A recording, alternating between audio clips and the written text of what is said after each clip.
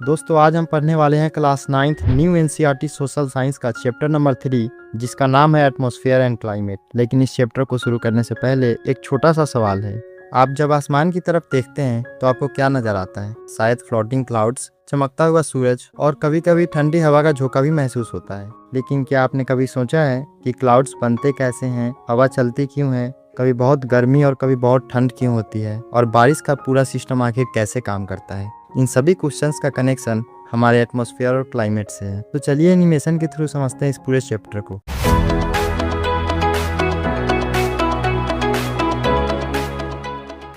दोस्तों अर्थ के अराउंड हवा की एक बहुत बड़ी लेयर होती है जिसे हम एटमॉस्फेयर कहते हैं। यह एटमॉस्फेयर अर्थ के अराउंड एक इनविजिबल ब्लैंकेट की तरह होता है। ग्रेविटी की वजह से यह अर्थ के अराउंड बना रहता है। एटमॉस्फेयर अलग अलग गैसेस का मिक्सचर है जो डिफरेंट प्रोपोर्शंस में प्रेजेंट होती है। यह गैसेस अर्थ पर मौजूद सभी लिविंग बींग्स के सर्वाइवल के लिए बहुत इंपॉर्टेंट है। लेकिन एटमॉस्फेयर का काम सिर्फ हमें सांस लेने के लिए एयर देना ही नहीं है। यह सूरज से आने वाले हार्मफुल रेडिएशंस जैसे अल्ट्रावायलेट रेडिएशन से अर्थ को प्रोटेक्ट करती है। साथ ही एटमॉस्फेयर सन की एनर्जी के कुछ पार्ट को ट्रैप करके अर्थ का टेम्परेचर रेगुलेट करने में भी हेल्प करती है। अगर एटमॉस्फेयर ना होता तो अर्थ का टेम्परेचर लाइफ के लिए सूटेबल नहीं होता। एटमॉस्फेयर हमारे वेदर और क्लाइमेट को भी कंट्रोल करने में इंपॉर्टेंट रोल प्ले करता है। टेम्परेचर, ह्यूमिडिटी और एयर प्रेशर जैसे फैक्टर्स एटमॉस्फेयर से डायरेक्टली कनेक्टेड हैं।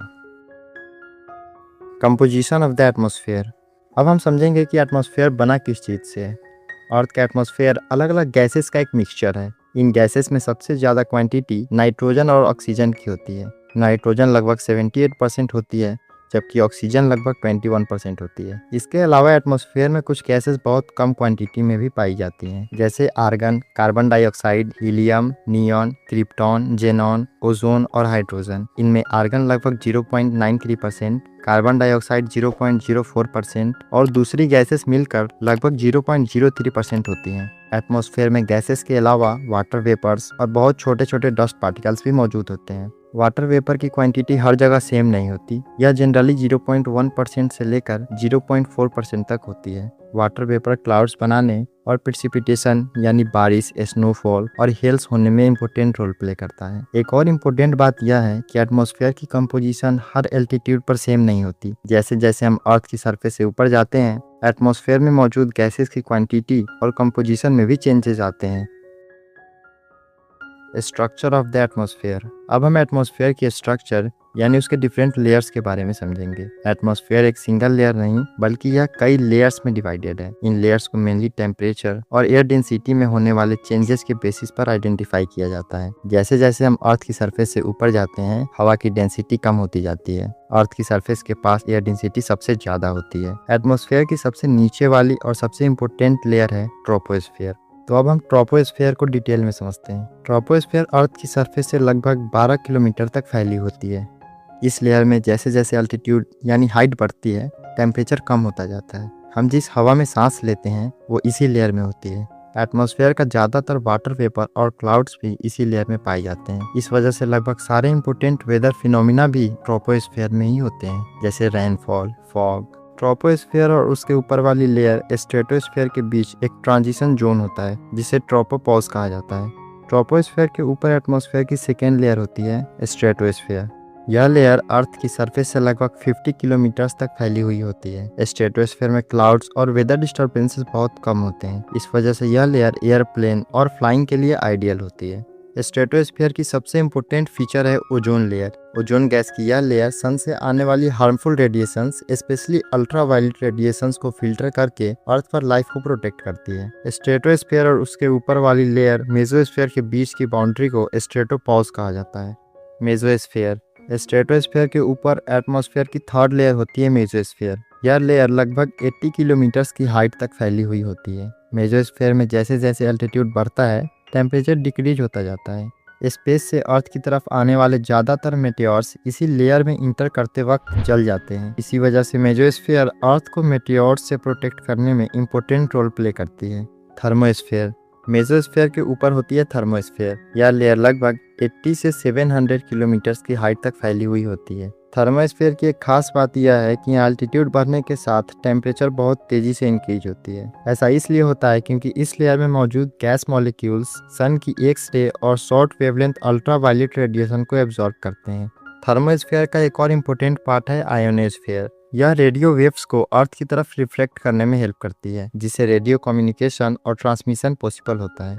और इसी लेयर में नेचर का एक ब्यूटीफुल फिनोमेना देखने को मिलता है, ऑरोरास, जो कि थर्मोस्फेयर में ही अकर होता है। एक्सोस्फेयर, थर्मोस्फेयर के ऊपर एटमॉस्फेयर की सबसे आउटर मोस्ट लेयर होती है एक्सोस्फेयर। यह एटमॉस्फेयर की सबसे आउटर लेयर है और इसमें हवा बहुत ही थिन यानी बहुत कम डेंसिटी वाली होती है। इस लेयर में हीलियम और हाइड्रोजन जैसे लाइट गैसेस पाए जाते हैं। यहाँ ग्रेविटी बहुत ही वीक होती है, इसलिए इन लाइट गैसेस के कुछ पार्टिकल्स एटमॉस्फेयर के बाहर स्पेस में चले जाते हैं। एटमॉस्फेयर की हर लेयर का अपना एक इम्पोर्टेंट रोल है। यह लेयर्स मिलकर अर्थ के एटमॉस्फेरिक प्रोसेसेस को कंट्रोल करती हैं और हमारे वेदर और क्लाइमेट को भी इन्फ्लुएंस करती हैं। Weather and climate. अब हम समझेंगे वेदर और क्लाइमेट में क्या डिफरेंस होता है। कभी आपने बाहर जाने से पहले सोचा है आज बारिश होगी या नहीं, या फिर आज वेदर ब्राइट और सनी रहेगा? जब हम ऐसे क्वेश्चंस पूछते हैं तो हम एक्चुअली वेदर के बारे में जानने की कोशिश कर रहे होते हैं। अब समझ लेते हैं वेदर क्या होता है। वेदर का मतलब होता है किसी प्लेस के एटमॉस्फेयर की आवर टू आवर या day to day condition.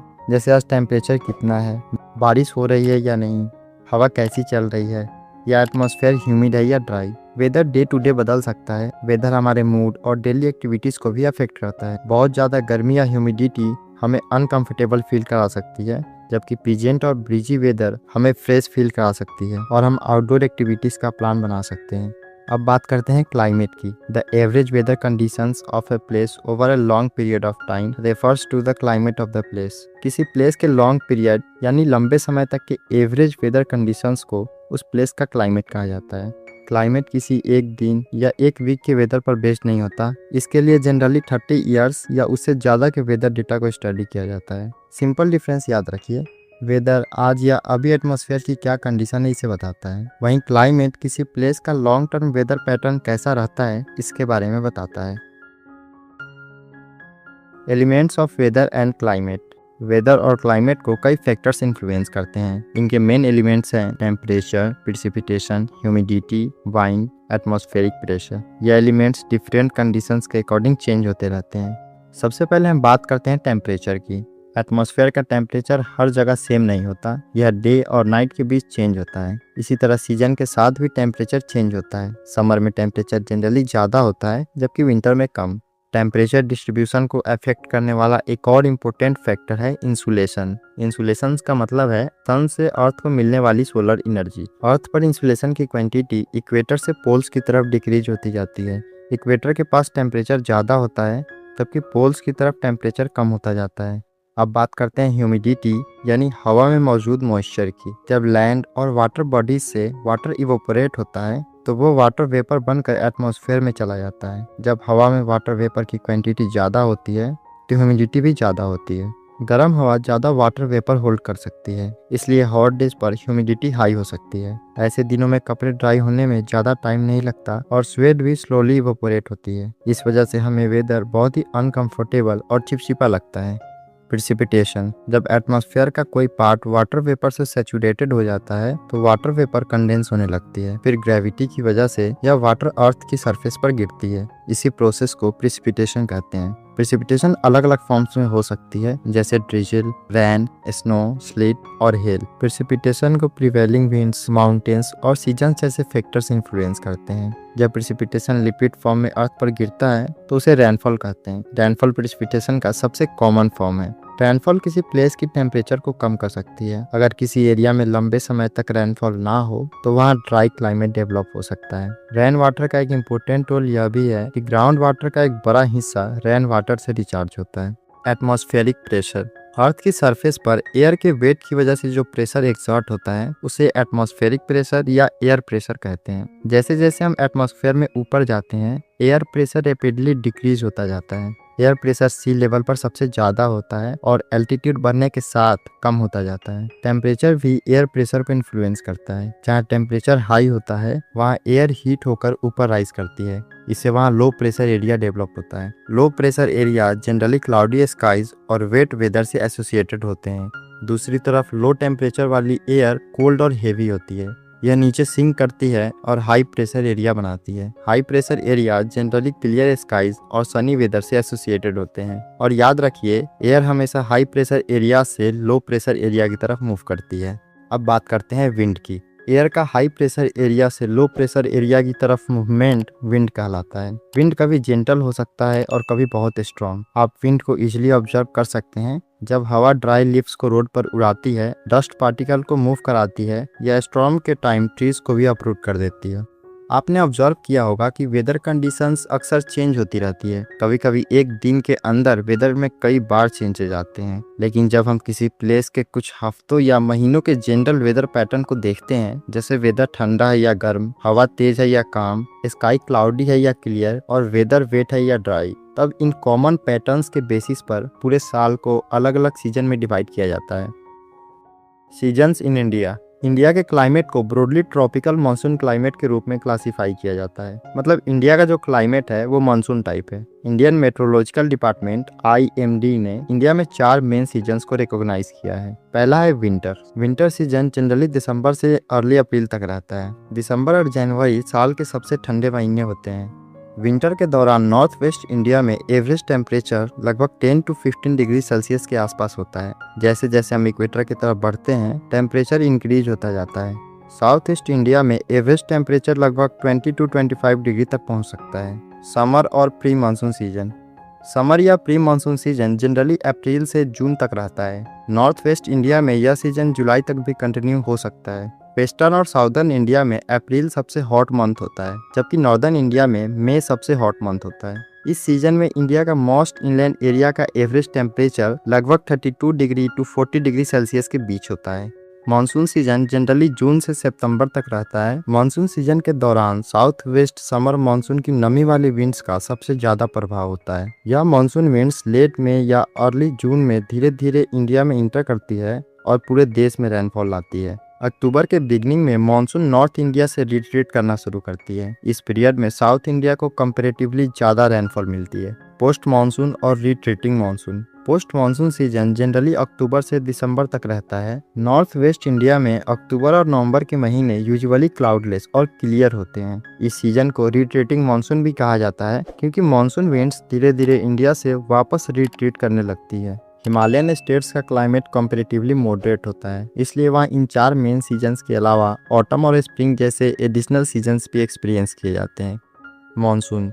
India के क्लाइमेट को सबसे ज़्यादा इन्फ्लुएंस करने वाले फैक्टर्स में से एक है मानसून विंड्स। एंशिएंट टाइम में इंडिया आने वाले सेलर्स ने सबसे पहले ऑब्जर्व किया कि सीजन के अकॉर्डिंग विंड्स की डायरेक्शन चेंज हो जाती है। सेलिंग शिप्स हवा की डायरेक्शन पर डिपेंड करती हैं, इसलिए सेलर्स को इस विंड रिवर्सल का बहुत फ़ायदा मिलता था। इंडिया में ट्रेड के लिए आने वाले अरब्स ने इस सीजनल रिवर्सल को मानसून नाम दिया। यह वर्ड अरबिक के मौसम वर्ड से बना है, जिसका मीनिंग होता है season. Monsoon winds seasonal winds होती है और इन्हें मेनली 2 टाइप्स में डिवाइड किया जाता है, साउथ वेस्ट मानसून और north west monsoon. South west monsoon को समर मानसून भी कहा जाता है। यह जनरली जून से सितंबर के बीच चलती है। इस सीजन में विंड सी से लैंड की तरफ ब्लो करती है। यह इंडियन ओशियन, अरेबियन सी और बे ऑफ बंगाल से मॉइस्चर लेकर इंडिया के लैंडमास की तरफ आती है और रेनफॉल लाती है। समर के दौरान इंडिया की लैंड सरफेस सराउंडिंग ओशियंस के कंपैरिजन में जल्दी हीट हो जाती है। इससे इंडियन सब कंटिनेंट के ऊपर लो प्रेशर एरिया डेवलप हो जाता है। दूसरी तरफ इंडियन ओशियन कंपैरेटिवली कूलर रहता है, इसलिए वहाँ हाई प्रेशर एरिया डेवलप हो जाता है। और हम जानते हैं कि विंड्स हमेशा हाई प्रेशर से लो प्रेशर की तरफ मूव करती है, इसलिए मॉइस्चर से लदे विंड्स ओशियन से लैंड की तरफ ब्लो करने लगती है और इंडिया में रेनफॉल लाती है। साउथ वेस्ट मानसून कंट्री की एनुअल रेनफॉल का मेजर सोर्स है। दूसरा है north east monsoon. Winter monsoon को नॉर्थ ईस्ट मानसून भी कहा जाता है। यह इंडिया में जनरली अक्टूबर से फरवरी के बीच होता है। विंटर सीजन में इंडियन लैंड वास सराउंडिंग ओशियंस के कंपैरिजन में जल्दी कूल हो जाता है। इससे लैंड के ऊपर हाई प्रेशर एरिया डेवलप हो जाता है, जबकि सराउंडिंग सीज के ऊपर लो प्रेशर एरिया होता है। इस प्रेशर डिफरेंस की वजह से विंड्स की डायरेक्शन चेंज हो जाती है। इसी सीजनल रिवर्सल ऑफ विंड की वजह से मानसून सिस्टम डेवलप होता है। इसलिए कोल्ड और ड्राई विंड्स लैंड से सीज की तरफ ब्लो करती हैं। जनरली यह विंड्स इंडिया के मोस्ट पार्ट में रेनफॉल नहीं लाती, लेकिन जब north east monsoon winds bay of Bengal के ऊपर से पास होती है तो यह मॉइस्चर एब्जॉर्ब कर लेती है। इसके बाद यह इंडिया के ईस्टर्न कोस्ट के कुछ एरियाज में रेनफॉल लाती है, स्पेशली तमिलनाडु, आंध्र प्रदेश और कर्नाटका के कुछ पार्ट्स में। इसलिए winter monsoon south eastern India के रेनफॉल का एक इम्पोर्टेंट सोर्स है। मानसून इंडिया के लोगों की लाइफ में बहुत इंपॉर्टेंट रोल प्ले करता है। इंडिया की एग्रीकल्चर का एक बड़ा हिस्सा मानसून रेनफॉल पर डिपेंड करता है। फार्मर्स रेन वाटर का यूज क्रॉप्स को सो और ग्रो करने के लिए करते हैं। अगर मानसून अच्छा हो तो फूड प्रोडक्शन बढ़ता है और रिवर्स रिजर्वायर्स और वेल्स में वाटर सप्लाई भी इम्प्रूव रहता है। मानसून का इम्पैक्ट सिर्फ एग्रीकल्चर तक ही लिमिटेड नहीं है, यह लोगों की डेली लाइफ, ट्रांसपोर्ट, फेस्टिवल और एम्प्लॉयमेंट को भी अफेक्ट करता है, स्पेशली रूरल एरियाज में। लेकिन ज़्यादा रेनफॉल फ्लड ला सकता है, जबकि कम रेनफॉल ड्रॉट का रीजन बन सकता है। अब हम बात करेंगे अर्थ के सामने मौजूद एक बहुत ही सीरियस चैलेंज की, जो कि है क्लाइमेट चेंज। क्लाइमेट चेंज का मतलब है वेदर पैटर्न में होने वाले लॉन्ग टर्म चेंजेस। इन चेंजेस में टेम्परेचर, रेनफॉल और विंड पैटर्न में बदलाव शामिल है। क्लाइमेट चेंज का मेन रीजन ह्यूमन एक्टिविटीज हैं, जैसे फॉसिल फ्यूल्स को जलाना, डिफोरेस्टेशन और इंडस्ट्रियल पोल्यूशन। इन एक्टिविटीज की वजह से एटमॉस्फेयर में ग्रीन हाउस गैसेस की क्वांटिटी बढ़ रही है, जैसे carbon dioxide, methane, nitrous oxide और वाटर वेपर। यह गैसेस एटमॉस्फेयर में हीट को ट्रैप करती हैं। इसके रिजल्ट में अर्थ का एवरेज टेम्परेचर बढ़ता जा रहा है। क्लाइमेट चेंज की वजह से आज हम फ्रीक्वेंट फ्लड्स, ड्रॉट्स, ग्लेशियर के melting, rising in sea levels और बायोडाइवर्सिटी लॉस जैसे प्रॉब्लम्स देख रहे हैं। इसका इम्पैक्ट सिर्फ इन्वायरमेंट पर ही नहीं पड़ता, बल्कि ह्यूमन हेल्थ, एग्रीकल्चर और लोगों की लाइवलीहुड पर भी पड़ता है। लेकिन क्लाइमेट चेंज को टैकल करना सिर्फ किसी एक पर्सन या गवर्नमेंट की रिस्पॉन्सिबिलिटी नहीं है। इसके लिए कलेक्टिव एफर्ट की जरूरत है। हम अपना कार्बन फुटप्रिंट रिड्यूस कर सकते हैं। कार्बन फुटप्रिंट का मतलब होता है हमारी एक्टिविटीज से इन्वायरमेंट में कितनी CO2 गैस रिलीज होती है। रिन्यूएबल एनर्जी का यूज बढ़ा सकते हैं, फॉरेस्ट को प्रोटेक्ट कर सकते हैं और सस्टेनेबल लाइफ स्टाइल एडॉप्ट कर सकते हैं। याद रखिए, हर छोटा स्टेप इंपॉर्टेंट होता है। एनर्जी सेव करना, अननेसेसरी पोल्यूशन को रिड्यूस करना और नेचर को प्रोटेक्ट करना, यह सब मिलकर एक हेल्दियर और ग्रीनर फ्यूचर बनाने में हेल्प कर सकते हैं। हमारा ये चैप्टर यहीं पे खत्म होता है। अगर आपको यह वीडियो अच्छा लगा हो तो इस वीडियो को लाइक कर दें और हमारे चैनल को जरूर से सब्सक्राइब कर लें। तो मिलते हैं नेक्स्ट वीडियो में।